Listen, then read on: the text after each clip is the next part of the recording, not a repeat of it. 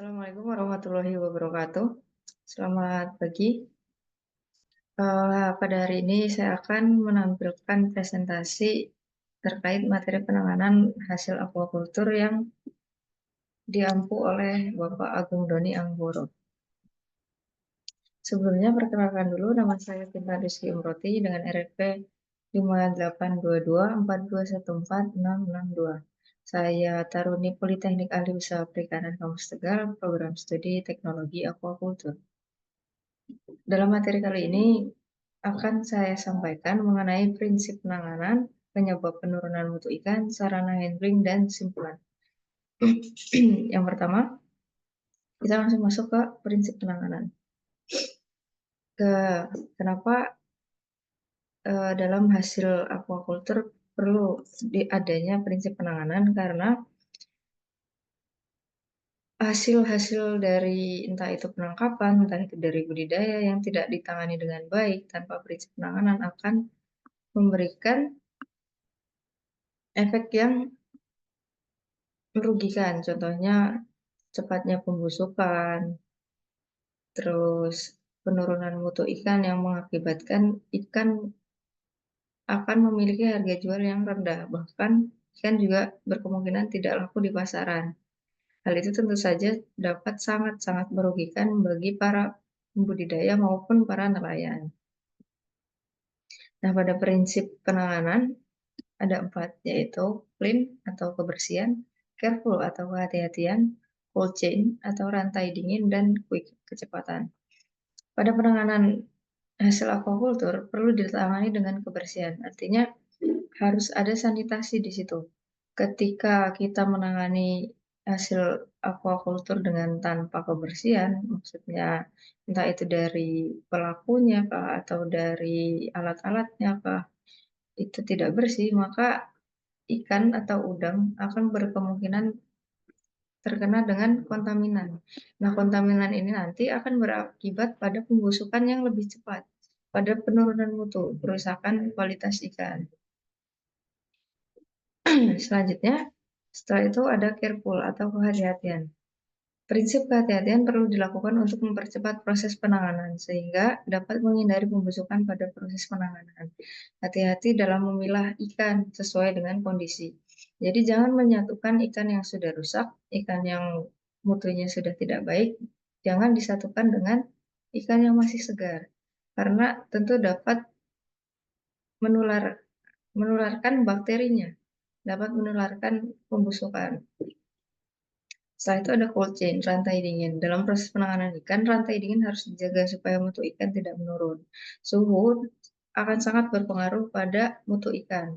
Suhu yang dingin akan menahan proses pembusukan karena pada suhu yang dingin, pertumbuhan mikroba akan terhambat.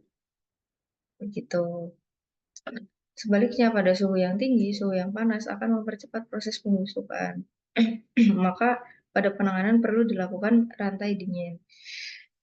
Baik dari proses awal, penangkapan pun hingga proses akhirnya.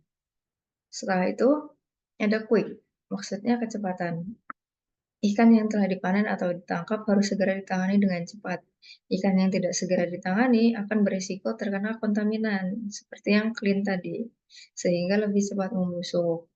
Pun masa segar ikan, apalagi dalam suhu ruang, itu sangat terbatas. Contohnya pada suhu 30 derajat Celcius, ikan hanya dapat dikonsumsi ketika sudah dibiarkan selama 1 hari. Bahkan tidak sampai 1 hari itu sudah masuk ke masa pembusukannya. Lain lagi dengan ikan yang disimpan pada suhu kurang dari 0 derajat Celcius.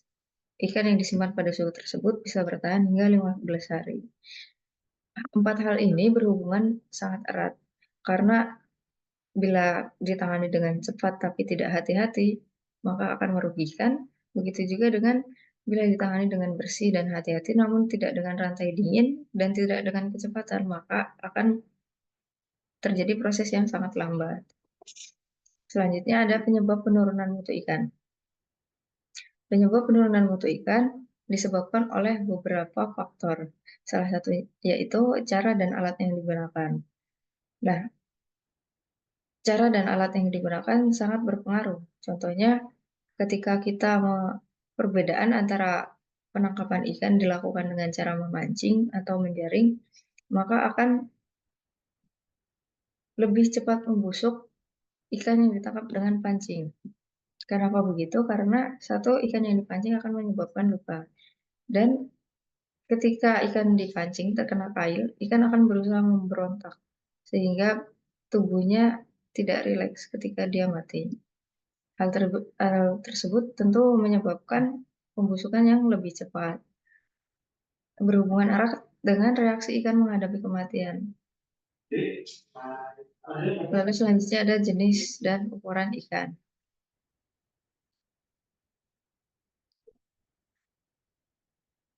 Jenis ikan sangat berpengaruh juga dengan ukuran ikan. Ukuran ikan yang lebih kecil akan lebih mudah busuk. Karena perbedaan ukuran maka menyebabkan juga perbedaan komposisi kimiawi pada tubuh ikan tersebut. Selanjutnya keadaan fisik sebelum mati, apakah dia sedang hamil ataukah dia sedang matang gonatnya atau dia belum matang gonat bahkan, atau mungkin bahkan dia habis bertelur dan sebagainya akan sangat berpengaruh. Yang selanjutnya ada keadaan cuaca. Nah, cuaca di sini sangat berpengaruh. Cuaca yang sangat panas akan berpengaruh. Begitu juga dengan hujan. Hujan akan menambah kandungan air pada ikan, sedangkan kita ketahui tubuh ikan sendiri sudah memiliki kandungan air yang sangat tinggi, yaitu 60 sampai 80%. Yang ketiga ada sarana handling. Sarana handling di atas tambak yang kita gambarkan yaitu aquaculture atau di keramba jaring apung. Satu ada cool box, ya seperti cool box, atau mungkin ember fiber 1 dan 2. Yang ketiga ada keranjang. Keranjang gunanya untuk meniriskan. Jadi ketika ikan diangkat dari tambak itu mungkin air tambaknya kan kurang bersih, maka harus kita tiriskan lalu kita cuci. Namanya penyiangan. Ikan-ikan itu dicuci dengan air bersih. Yang keempat ada plastik. Yang kelima ada pompa. Pompa untuk menguras ketika ditambak, menguras air untuk mengosongkan kolam. Yang keenam ada terpal. Terpal gunanya untuk sebagai peneduh karena ikan yang terpapar langsung dengan sinar matahari akan lebih cepat membusuk dibandingkan dengan ikan yang diberi teduhan. Yang ketujuh ada katrol. Katrol atau alat angkut itu gunanya untuk memperbantu ketika mengangkat hasil-hasil panen yang memiliki beban yang tidak sanggup diangkat oleh tenaga manusia biasa. Misal pada satu satu kali angkatan ada 1 ton atau ada 1 kuintal, maka digunakan katrol. 8 ada pisau. Pisau ini opsional, gunanya untuk mungkin kita perlu memotong tali dan sebagainya. Kemudian ada sarung tangan lateks. Sarung tangan lateks mungkin akan digunakan untuk